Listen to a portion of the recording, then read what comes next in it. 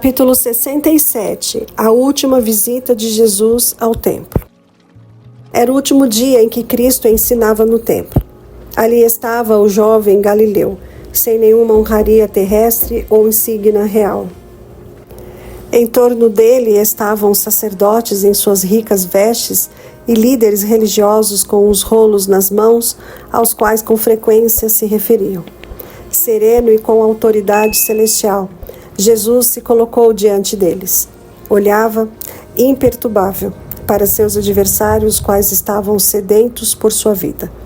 As tramas que fizeram para apanhá-lo fracassaram. Ele tinha enfrentado desafios após desafio e apresentado a verdade pura e brilhante em contraste com a escuridão e os erros dos sacerdotes e fariseus. Dera finalmente a advertência, mas ainda havia outra obra que Cristo devia fazer. As pessoas ficaram admiradas e, ao mesmo tempo, perplexas com os seus ensinamentos. Sempre haviam respeitado os sacerdotes e rabinos, e, no entanto, agora viam esses homens tentando desacreditar Jesus, cuja virtude e conhecimento pareciam brilhar mais a cada ataque sofrido. Era estranho para elas verem que os líderes não acreditavam em Jesus, apesar de seus ensinamentos serem tão claros e simples. Elas mesmas não sabiam que caminho seguir. O propósito de Cristo com as parábolas era de advertir os líderes religiosos a instruir o povo, mas era preciso que ele falasse de maneira ainda mais clara. O povo estava escravizado por causa de sua fé cega em um sacerdócio corrupto. Essas cadeias tinham de ser quebradas. Os mestres da lei e os fariseus se assentam na cadeira de Moisés. Ele disse: obedeçam-lhes e façam tudo o que eles lhes dizem, mas não façam o que eles fazem, pois não praticam o que pregam. Mateus capítulo 23, versos 2 e 3. Os escribas e fariseus alegavam ter tomado o lugar de Moisés como expositores da lei, mas não praticavam o que eles mesmos ensinavam. E boa parte do que ensinavam contrariava as Escrituras. Eles atam fardos pesados e os colocam sobre os ombros dos homens, mas eles mesmos não estão dispostos a levantar um só dedo para movê-los. Certas partes da lei eram explicadas de maneira a impor regulamentos sobre o povo. Regulamentos estes que eram por eles secretamente ignorados e dos quais alegavam ser isentos. Tudo o que fazem é para serem vistos pelos homens. Eles fazem seus filactérios bem largos e as franjas de suas vestes bem longas.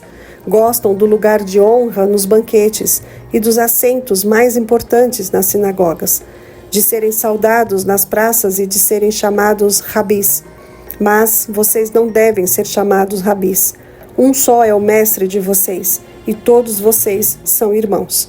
A ninguém na terra chamem pai, porque vocês só têm um pai, aquele que está nos céus.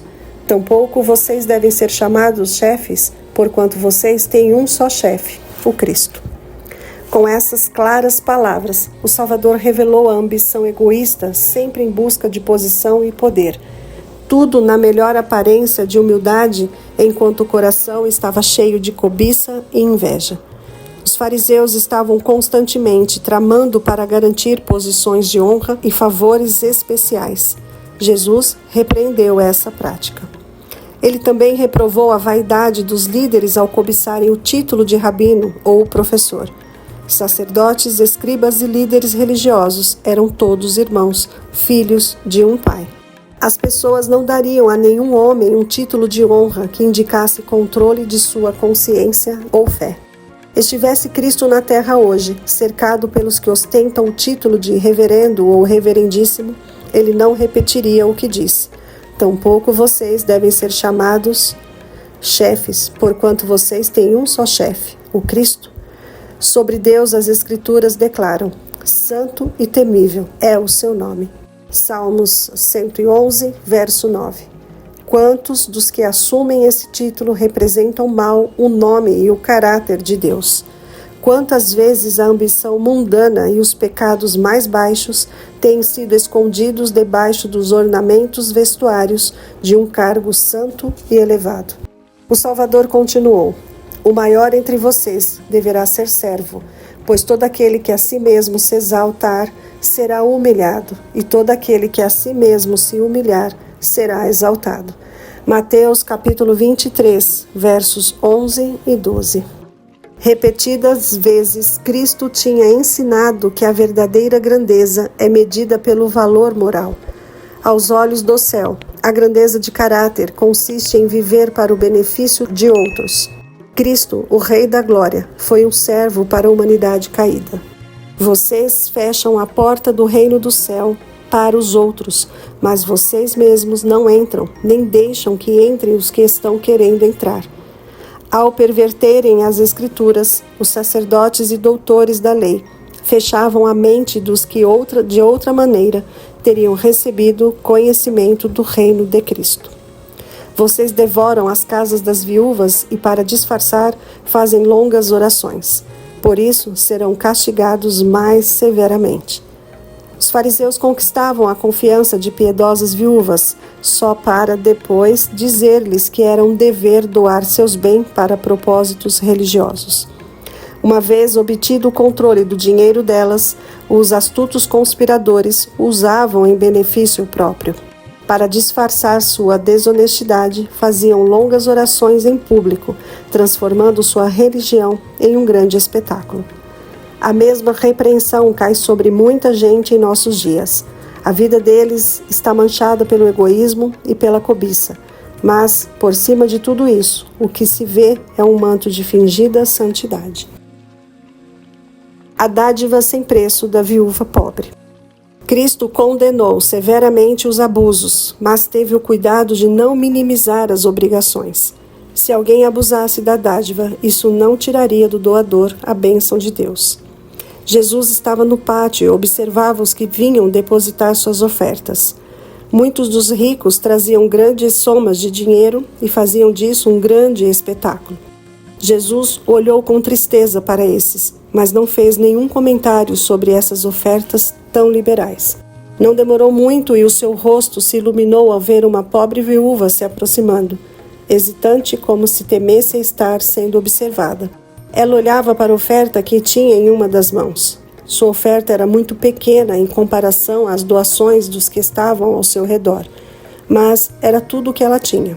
Rapidamente ela jogou suas 2 moedinhas de pouco valor na caixa de ofertas e se apressou para sair dali. Mas, ao fazer isso, encontrou os olhos de Jesus cravados nela. O Salvador chamou a atenção dos discípulos para a pobreza da viúva. Então, suas palavras de aprovação chegaram aos ouvidos dela. Afirmo-lhes que esta viúva pobre colocou mais do que todos os outros. Lucas capítulo 21, verso 3. Lágrimas de alegria encheram seus olhos quando sentiu que seu gesto tinha sido apreciado. Muitos a teriam aconselhado a guardar sua pequena oferta para o seu próprio uso, até porque ela desapareceria no meio das muitas ricas doações trazidas para a tesouraria do templo. Porém, ela acreditava que o serviço do templo tinha sido estabelecido por Deus e estava ansiosa para fazer tudo o que pudesse para sustentá-lo. Ela fez o que pôde, e o seu ato foi um monumento para sua memória através dos séculos e para a sua alegria na eternidade. Ela havia colocado mais do que todos os outros. As grandes doações dos ricos não exigiam sacrifício. Não podiam ser comparadas em valor com as moedinhas da viúva. O motivo é que imprime características aos nossos atos, selando-os com desgraça ou com elevado valor moral. Pequenas tarefas devidamente efetuadas e pequenas dádivas oferecidas sem alarde, muitas vezes têm muito maior valor aos olhos de Deus. A viúva pobre se privou de comida a fim de dar aquelas 2 moedas de cobre para a causa que ela amava. E a fez por fé, crendo que o seu Pai eterno não passaria por alto sua necessidade. Seu espírito abnegado e a fé como de uma criança conquistaram a aprovação do Salvador. Muitos entre os pobres desejam mostrar sua gratidão a Deus por sua graça e verdade. Que esses depositem suas moedinhas no banco do céu.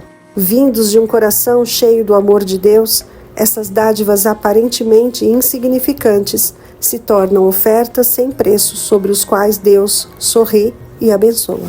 Ao Jesus dizer que a viúva havia colocado mais do que todos os outros, suas palavras eram verdadeiras não somente quanto ao motivo, mas também quanto aos resultados de sua dádiva. As 2 pequeninas moedas de cobre tinham trazido ao tesouro de Deus uma quantidade de dinheiro muito maior do que as contribuições daqueles judeus ricos. A pequenina dádiva tinha sido como um rio que vai se alargando e ficando mais profundo através dos séculos. De 1000 maneiras, ela tem contribuído para auxiliar os pobres e espalhar o Evangelho. Seu exemplo de sacrifício tem agido e tornado a agir sobre milhares de corações em todas as terras e em todos os séculos. A bênção de Deus sobre as moedinhas da viúva fez delas a fonte de grandiosos resultados. Assim é com cada oferta dada com sincero desejo pela glória de Deus. Ninguém pode medir seus resultados. Santidade só de aparência. Ai de vocês, mestres da lei e fariseus hipócritas. Vocês dão o dízimo da hortelã, do endro e do cominho, mas têm negligenciado os preceitos mais importantes da lei: a justiça, a misericórdia e a fidelidade. Vocês devem praticar estas coisas sem omitir aquelas. Mateus, capítulo 23, verso 23. Cristo não descartou a própria obrigação. O sistema de dízimo por Deus estabelecido era observado desde os tempos mais antigos. Abraão devolvia o dízimo de tudo o que possuía.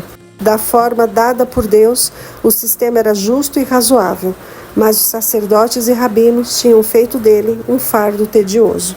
Os fariseus eram muito meticulosos em dizimar as ervas das hortas, como a hortelã, o anis e a arruda. Isso custava pouco e lhes dava a fama de ser exatos e santos. Ao mesmo tempo, negligenciavam as questões de maior peso sobre a lei: justiça, misericórdia e verdade. Jesus disse a eles: vocês devem praticar estas coisas sem omitir aquelas. Os rabinos tinham pervertido outras leis de maneira semelhante. Nas instruções que Deus deu por meio de Moisés, o uso da carne de porco e de alguns outros animais era proibido, pois estavam propensos a encher o sangue de impurezas, encurtando a vida. Mas os fariseus iam a extremos injustificáveis. Eles exigiam que o povo coasse toda a água antes de usá-la, para o caso de conter algum inseto, por menor que fosse, que pudesse ser classificado como animal impuro. Contrastando estas exigências triviais com a magnitude dos pecados reais, Jesus disse aos fariseus: guias cegos, vocês coam um mosquito e engolem um camelo. Vocês são como sepulcros caiados, bonitos por fora, mas por dentro estão cheios de ossos e de todo tipo de imundície. Os sepulcros brancos e bem enfeitados escondiam restos mortais apodrecidos dentro deles. Da mesma maneira, a santidade exterior dos sacerdotes e líderes religiosos escondia a iniquidade. Jesus continuou: vocês edificam os túmulos dos profetas e adornam os monumentos dos justos, e dizem: se tivéssemos vivido no templo dos nossos antepassados, não teríamos tomado parte com eles no derramamento do sangue dos profetas. Assim vocês testemunham contra si mesmos que são descendentes dos que assassinaram os profetas. As pessoas desse tempo nutriam uma consideração supersticiosa pelas tumbas dos mortos e esbanjavam muito dinheiro para enfeitá-las. Aos olhos de Deus, isso era idolatria. Mostrava que eles não amavam a Deus sobre todas as coisas, nem ao próximo como a si mesmos. Hoje, muitos negligenciam as viúvas e os órfãos, os doentes e os pobres, a fim de construir dispendiosos monumentos para os mortos. Os deveres claramente ordenados por Cristo são deixados por cumprir. Os fariseus comentavam entre si: se tivéssemos vivido no tempo dos nossos antepassados, não teríamos tomado parte com eles no derramamento do sangue dos profetas. Ao mesmo tempo, estavam planejando matar o Filho de Deus. Isso deve abrir nossos olhos para o poder que Satanás tem de enganar qualquer mente que se afaste da luz da verdade. Muitos ficam admirados pela cegueira dos judeus ao rejeitarem a Cristo. Se nós vivêssemos no tempo dele, declaram eles, nunca teríamos sido culpados de rejeitar o Salvador. Mas quando a obediência a Deus requer abnegação e humilhação, essas mesmas pessoas se recusam a obedecer, revelando o mesmo espírito dos fariseus. Responsabilidade ao rejeitar a luz. Os judeus mal chegavam a compreender a terrível responsabilidade que envolvia rejeitar a Cristo. Em cada era, profetas ergueram a voz contra os pecados dos reis, governadores e povos em obediência à vontade de Deus, mesmo que isso implicasse no risco de perder a vida. Uma terrível punição estivera se acumulando para os que rejeitaram a luz e a verdade. Rejeitando o Salvador, os sacerdotes e líderes religiosos estavam assumindo a responsabilidade pelo sangue de todos os justos que foram mortos, desde Abel até Cristo. Estavam para encher a taça da iniquidade até que transbordasse, e logo ela seria derramada sobre suas cabeças como justo castigo. Jesus os advertiu sobre isso. Sobre vocês recairá todo o sangue justo derramado na terra, desde o sangue do justo Abel até o sangue de Zacarias, filho de Baraquias, a quem vocês assassinaram entre o santuário e o altar. E eu lhes asseguro que tudo isso sobrevirá a esta geração. Os escribas e fariseus sabiam como o profeta Zacarias havia sido morto.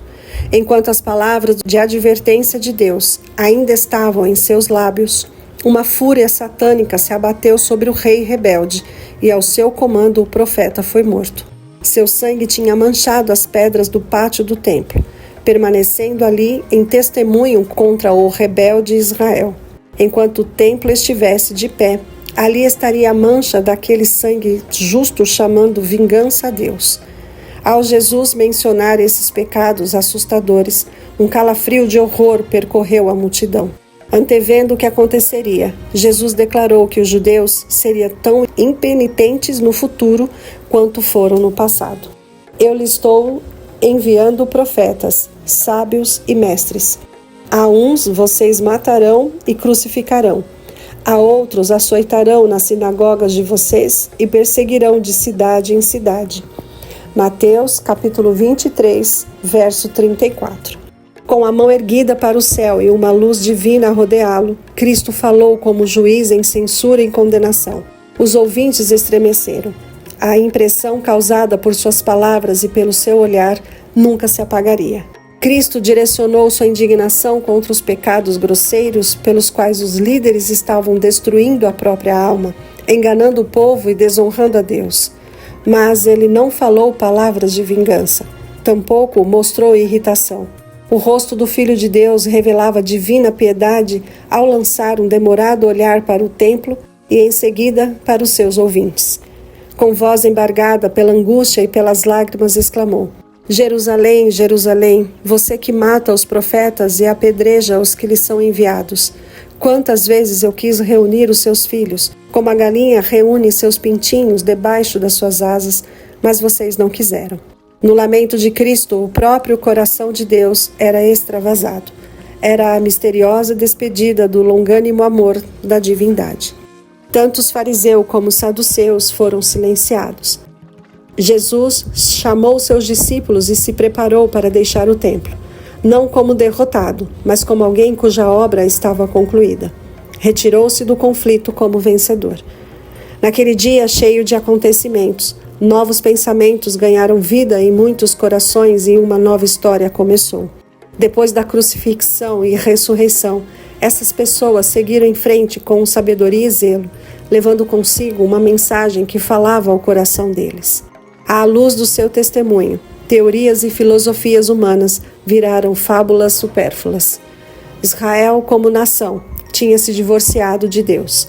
Olhando pela última vez para o interior do templo, Jesus disse em tom pesaroso: Eis que a casa de vocês ficará deserta, pois eu lhes digo que vocês não me verão mais, até que digam: Bendito é o que vem, em nome do Senhor. Quando o Filho de Deus saiu de entre aquelas paredes, a presença de Deus se retirava para sempre do templo, construído para sua glória. Suas cerimônias já não teriam nenhum sentido, e o seu serviço religioso seria um escárnio.